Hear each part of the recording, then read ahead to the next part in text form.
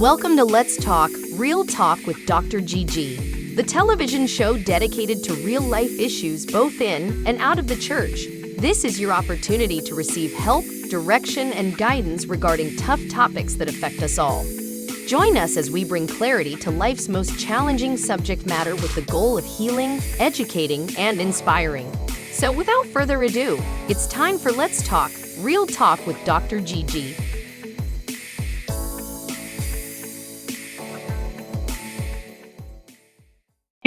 Well, we want to say welcome, my sister, Bloom While Broken. There is so much wealth and wisdom within you that we are so excited to hear. We are going to be talking about mending mother and daughter relationships. So you all, we're going to take a brief word, get a brief word from our sponsor, and we'll be right back to hear from none other than Sister Tanya Fisher with Bloom While Broken. We'll be right back, you all.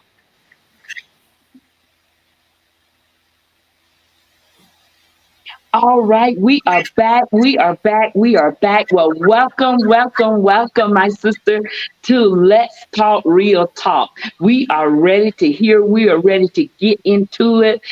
Just tell us a little bit about yourself. Let's start off by learning who you are. Yes, well, good afternoon, evening, morning, whatever time of day anyone is looking at this. And thank you so much, Dr. Gwen, I must say, for asking me to be on your show. I certainly appreciate you. But about me, I am Tanya Fisher. I am a life coach. I am also a ordained minister. I have two children. One son, Gregory, who's the oldest, and my daughter, Tamia, who is deceased. And I'll talk about that shortly. But my goal or my mandate, I'll say, is to spread the word to mothers and daughters who are in conflict. It happens so often, and especially in our community, and no one talks about it. If you think about I'm sure you've been to many women's events, such Mhm. as women's workshops, women's day programs, all these different things. And you very seldom, if at all, hear about trying to mend the relationship between mothers and daughters. And unfortunately, it happens, and it's happening. And I am here to bring light to the subject and to help mothers and daughters who are in conflict, help them mend their relationships to go from where they are to where they want to be. And that is a loving, healthy relationship. Wow. I am so excited. Again, I want to thank you for joining us today. We're going to take a brief commercial to hear from one of our sponsors, and then we're going to let's talk real talk about how it doesn't matter what conflict you're in right now. We're about to learn how this mighty woman of God went through and what she went through and with her daughter. And so that the help, as she just said, to be able to help us to mend broken relationships. We're going to bloom while we're broken. We'll be right back, you all. All right, we are back. Thank you all for waiting and tuning in with us. We have again with us today Pastor, mighty woman of God, life coach, Tanya Fisher. And now, my sister, before the break, you was telling us what your mandate is. I know that. How did you discover or learn that there was an issue? We're talking about conflict with mothers and daughters that mothers and daughters have. How or when did you determine or know that there was an issue with you and your daughter? Well, there was an issue with us, I think, as she became a teenager. And we all know how that is. As we become a teenager, we're trying to figure out who we are. I did it with my mom, and, we go through so many different changes. However, what I discussed, there was a lot of just like, I don't want to say, rebellion and a lot of stress on my part, which I believe caused a lot of the rebellion. I was working. I was a single parent. Like I said, 2 children. I was working, trying to go to school to get my degree to, to help them understand the importance of getting an education. And all of this while, while I'm trying to make sure that I take care of home as well. So working a full-time job, going to school, and trying to take care of them. And they had outside activities as well. And what I realized is that it was just such a back and forth. Now, it wasn't always like that. And we had our good times. We traveled together. She loved to travel.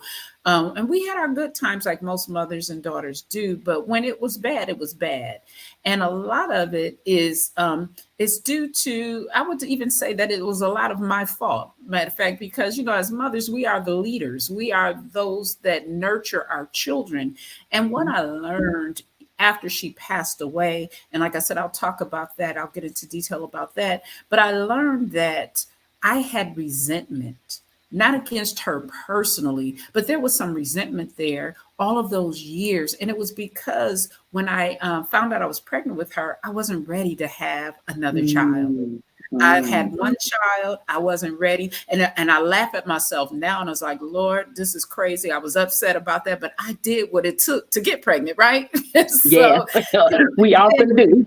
Yes. And then a lot of my resentment, it just turned to her, which was unfair to her. But we do that unknowingly. And I didn't even realize it till after she passed. And God kind of, as I'm going through researching the mother-daughter relationships and trying to understand where the conflicts come in, the Lord showed me that you had some resentment towards her because you weren't ready to have a child. And it's not that I didn't want her. I just didn't want another child. And so as she grew up and, I guess all of that resentment was held inside because you wouldn't tell your child that. And I would never tell her that. And I didn't even recognize it.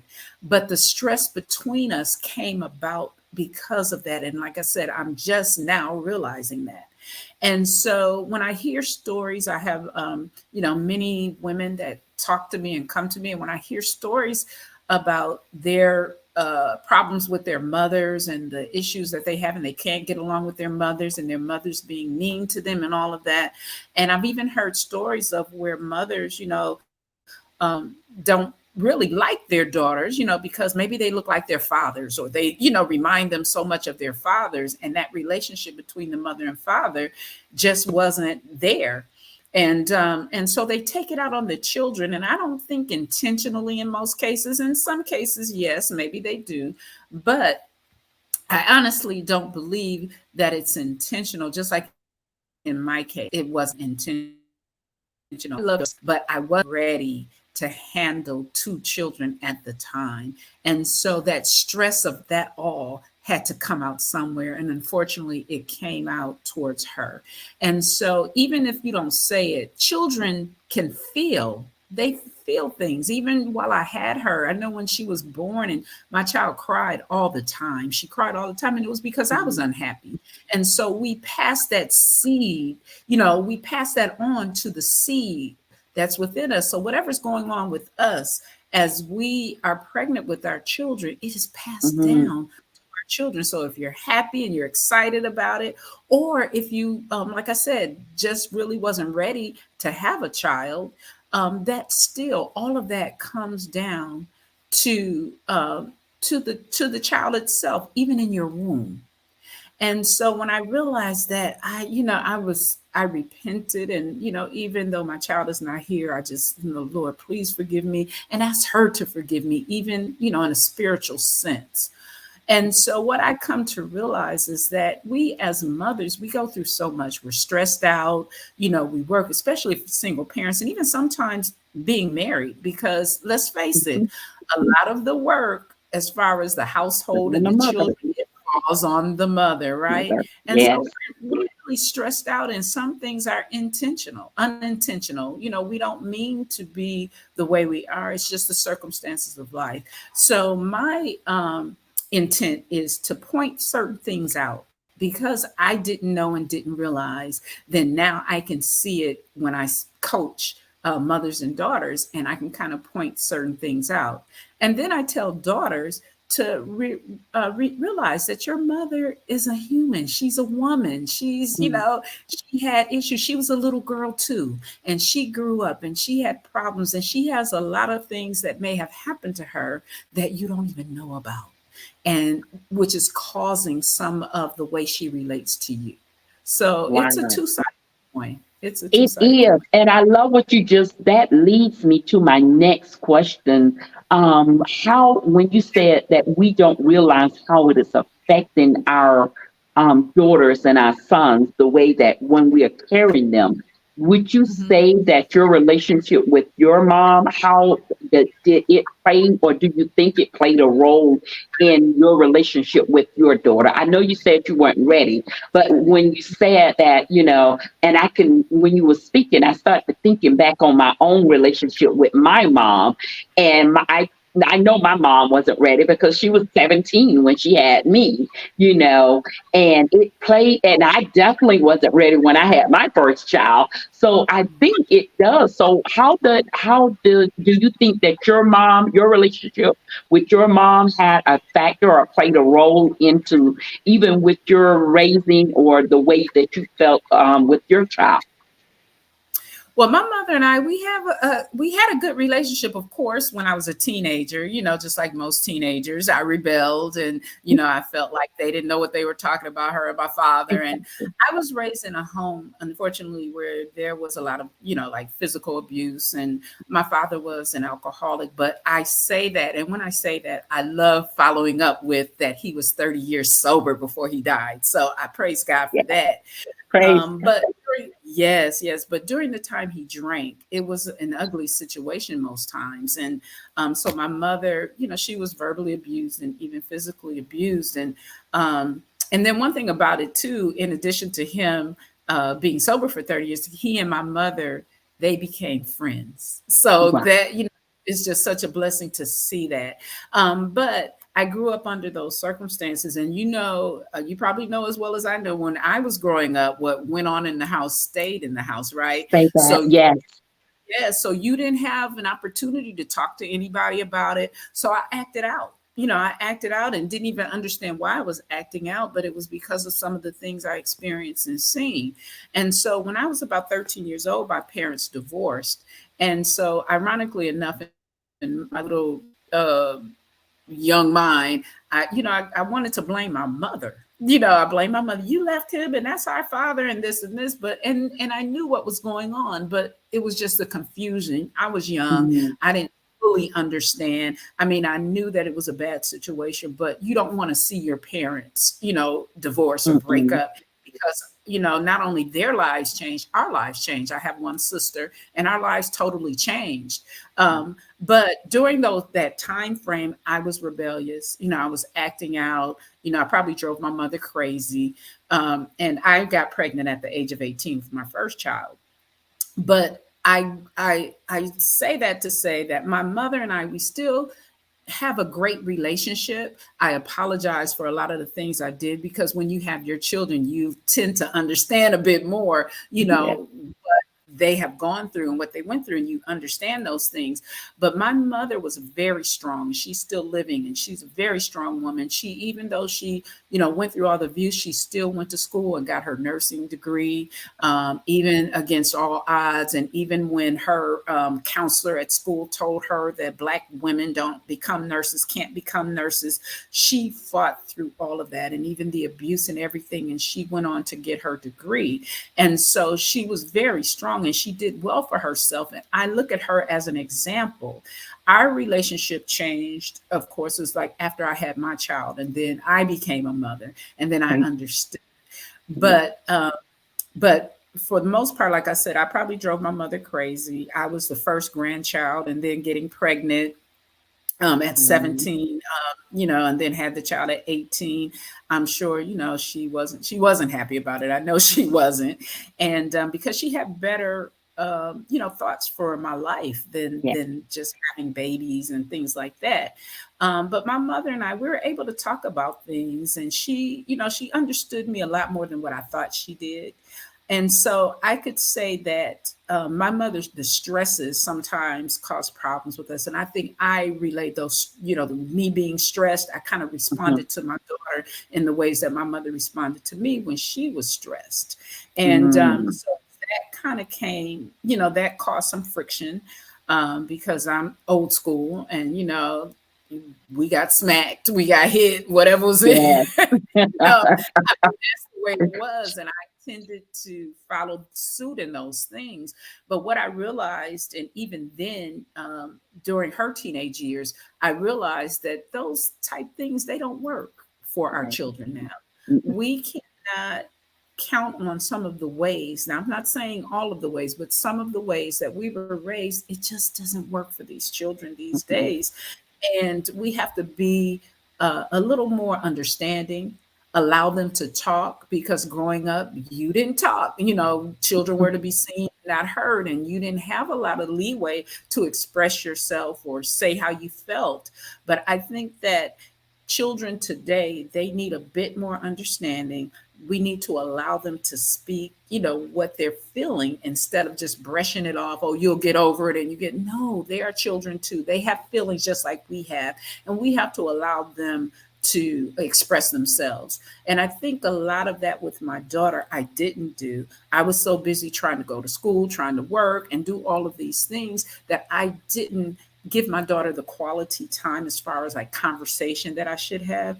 And she went and found someone else to talk to, which Wow. really hurt my feelings. And the whole thing about that piece is that if we don't give our children the attention that they need, they'll find someone else. Now, that is dangerous, because Yes, it they'll is. find that will look at their vulnerability, take advantage of it, and that's how they get into drugs. That's how they get into these sexual situations, these Yes. trading. How they're snatched and they run away, and there are men out there and women out there Yes. ready just to prey upon them. And so many things can happen. And so we have to learn to set aside time, no matter what's going on in our lives, for our children. Allow them to share what they're feeling and not just brush it off, because what Yes. they feel is important to them at the time. And then we have to remember that we were their age at one time, and we experienced some of the things that they've experienced. And just think about how you felt, when you didn't have anyone to talk to, or you felt you couldn't go to your parents to talk. Then you went to Let's your friends. talk real talk. We're going to take a brief moment, you all, to hear from one of our sponsors. We're going to be right back. This is good, as we used to say back in the day. My grandmother used to say, this is good. Let's talk real talk. This is real talk of how, and the relationships and the issues that each mother, you may be facing it now, or you may face it, or someone that has gone through these issues. We'll be right back, you all. We're going to continue this, because this is good. We're Let's Talk Real Talk with Dr. Gigi. We'll be right back.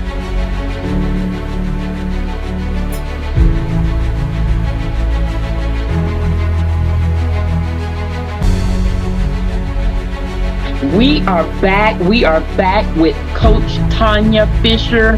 I am so excited to have this mighty woman on with us today. Again, we are here with Bloom While Broken. She is a life coach. If you are needing coaching, or if you have any issues with, or you are going through issues with your daughter, you want to get in contact with this mighty woman of God. She is, like she said, a pastor. She's a mother. She's a wife. Coach Tanya, we welcome you back. We welcome you back. We welcome you back. Life coach. We are talking today, real talk, about mother and daughter relationship. You said something right before the break, that if we don't allow our children and our kids to speak, to express themselves, or spend that time with them, it causes them to end up going into different directions than the way that we've trained them and brought them up. Can you expound on us and tell us, if you don't mind sharing, what caused your relationship, or that break in your relationship, and for you to end up with the ministry and of Bloom While Broken?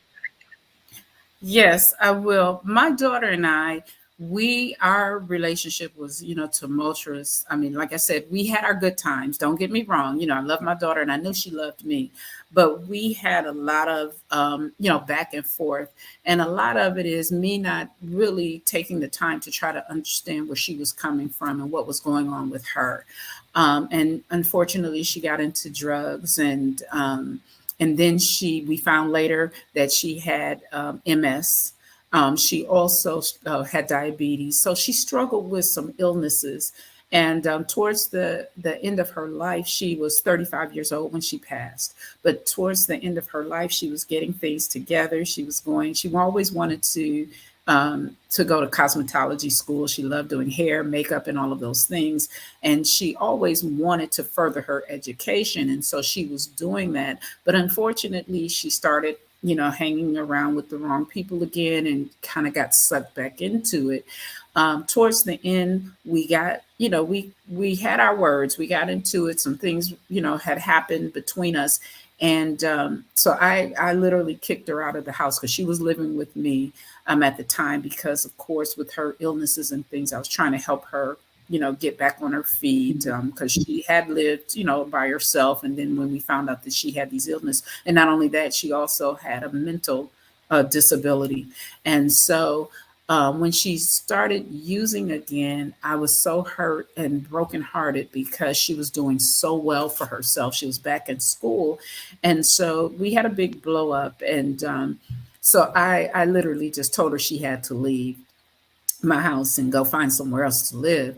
And when she left, it was just such a horrible time, because when I kicked her out, little did I know that same week COVID came about. Wow. And if you remember the beginning of COVID, it was horrible. No one Horrible. knew what was going on. They totally shut everything down. They had where you couldn't drive but certain times, and all the stores were. It was just a horrible situation, and I didn't know where she was, what was going on, and I would try to call her, and she would never call me back, and because she was angry, but I was more concerned about her with everything that was going on with COVID. So forth. So finally, she ended up calling me back. And when she called me back, she had flew to Miami. And so she started off her life. And so when she got to Miami, of course, everything was closed down. So they referred her. She went to a hotel, but they referred her to like a women's shelter for the time being. And, thank God, God works. I tell you, in spite of all the craziness, he still has his hands on us. And I thank God for that, because when she got to the women's shelter, she told them that she needed help drug wise and all of that. And they were able to get her the help she needed. And so she overcame, they even helped her get housing there in Miami. And she enrolled into Miami-Dade College, and she was doing really well. And she would call me and we'd talk, and I was very, very happy for her. And what I realized at that time, that she just needed to have that time to do what she needed to do without my interference or, trying to control the narrative, right? Because as mothers, sometimes, we want our children to do what we want them to do, but God wanted her to do what he wanted her to do. And so she ended up in school and doing well. And I remember we got into an argument about something. So we weren't really talking to each other. We would text from time to time, but we weren't talking to each other. And I'll never forget, this was a week. My birthday is May 1st. And so the following week is always Mother's Day. And I remember during the week, she didn't call me for my birthday, which was unusual, because even if we were upset with each other, she loved birthdays, she loved celebrations, and she would never, ever forget to call me, or wouldn't call me. So she, I called her and I said, "What's going on? This is my birthday. You better call me. I don't care how mad you are with me," and all of that kind of thing. And I kept leaving messages. And towards the end of the week, I had just this feeling. And I started calling, and the phone would go straight to voicemail.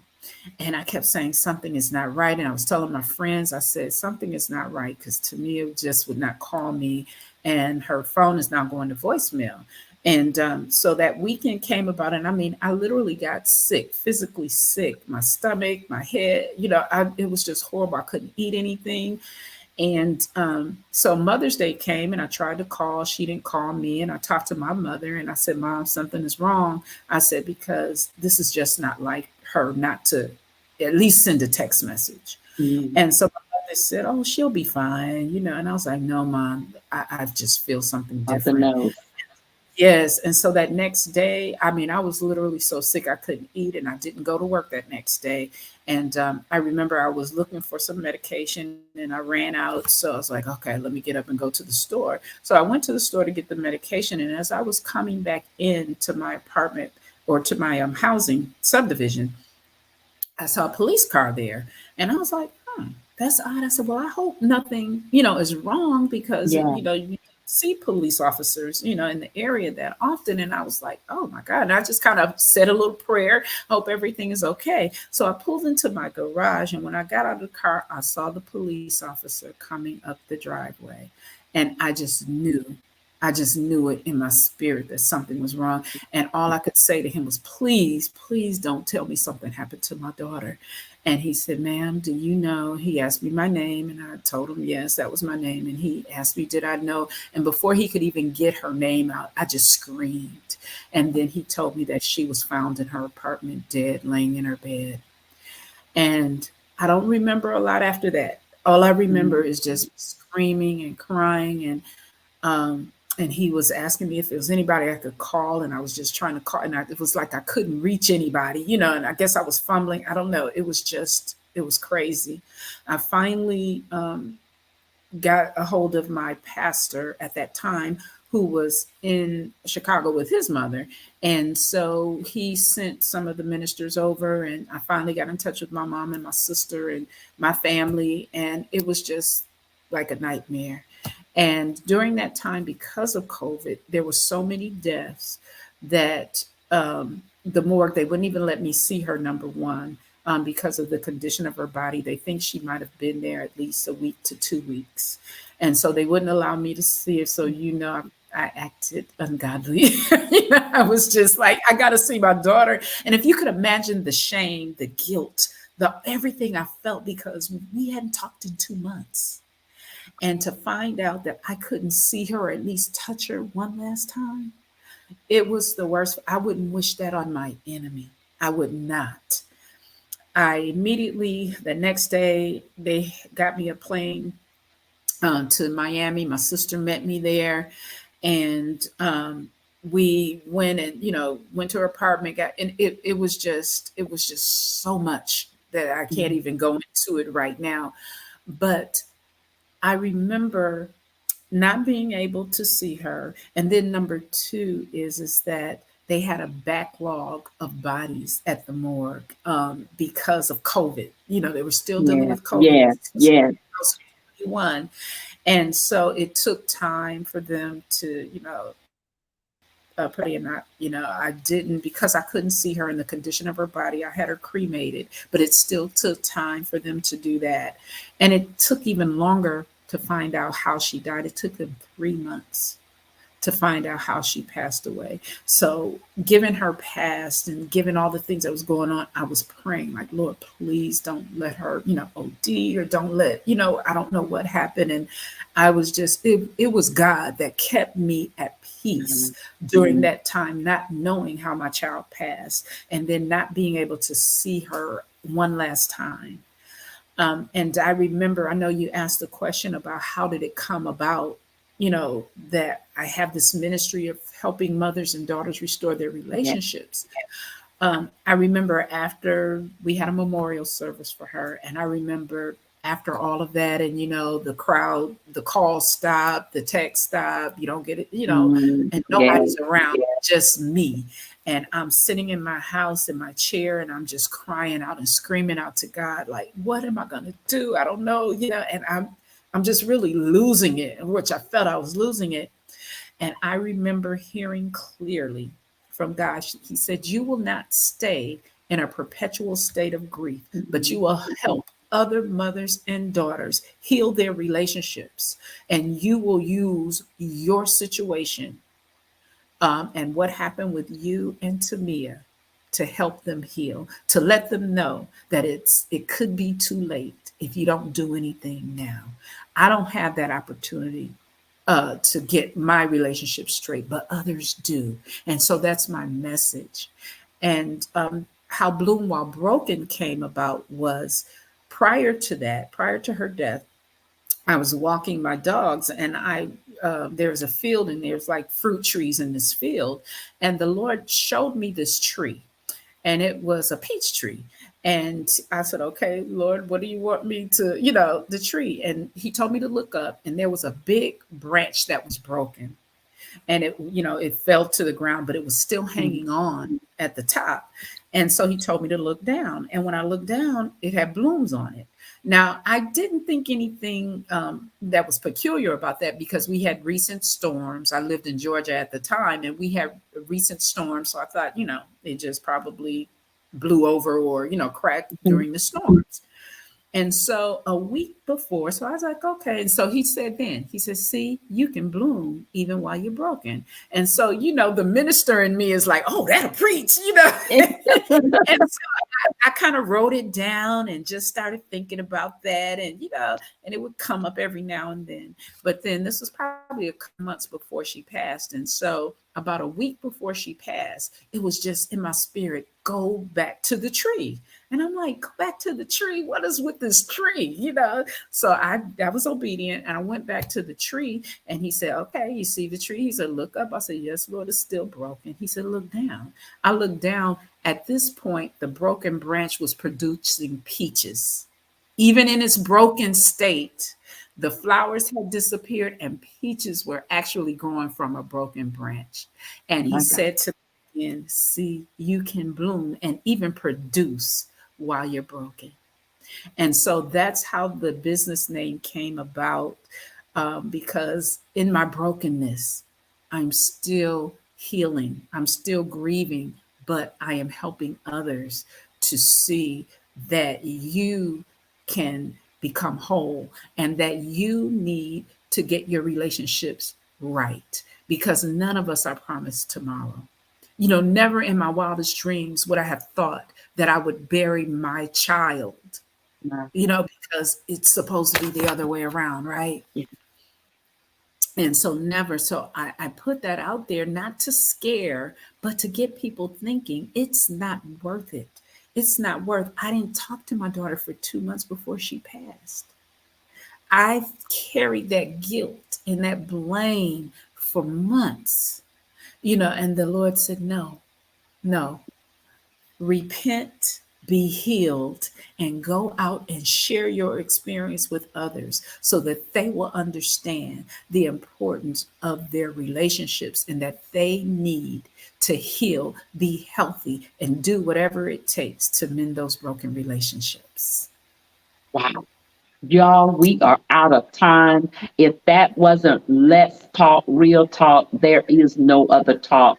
I thank you for your transparency, mighty woman of God. I thank you, and we pray blessings upon blessings on Bloom While Broken. I know there are so many mothers. We will be getting you back on. This is the month we are talking about Mother's Day, and today is your birthday. So happy birthday to you. We say happy birthday. Happy birthday, happy birthday. What an honor to have you on your birthday. So we say happy birthday. We pray that your birthday is blessed beyond your wildest dream. May 1st, we say happy birthday to you. And may the blessings of the Lord God Almighty continue to shower down upon you. And you are definitely blooming while broken. You have blessed my socks off. We will be getting you back on, because there is still more talk that needs to be heard from you. There is still more word that needs to come forth, that more mothers need to hear from you. So you all, my time is gone. This has been Let's Talk Real Talk with Dr. GG. and our special guest, life coach, Sister Tanya Fisher. If you all need, please make sure that you like, follow, go onto our webpage, go out to her website, go to her Facebook page, like and follow. You can put questions in, you can DM me, you can message us, and I'll make sure she gets the messages. But we want to continue to encourage mothers. We want to continue to encourage our sisters, our aunties, those that are dealing with mother and daughter relationship. So this has been Let's Talk Real Talk with Dr. Gigi. I'll see you all back next week. We are talking all this month about mother and daughter's relationships. We're talking about mother relationship. This is the month of mothers. And again, thank you for joining us today on Let's Talk Real Talk. And we will be having you back again. Thank you again, my sister. Be blessed. You all have a Thank you. wonderful and blessed day. Thank you for joining Let's Talk Real Talk with Dr. Gigi. See you next episode. Thanks for watching Let's Talk Real Talk with Dr. GG, the television show dedicated to real life issues both in and out of the church. We pray today's show was a blessing to you. Join us next week as we strive to bring clarity to life's most challenging subject matter with the goal of healing, educating, and inspiring. So until next week, God bless from the Let's Talk Real Talk television show with Dr. GG.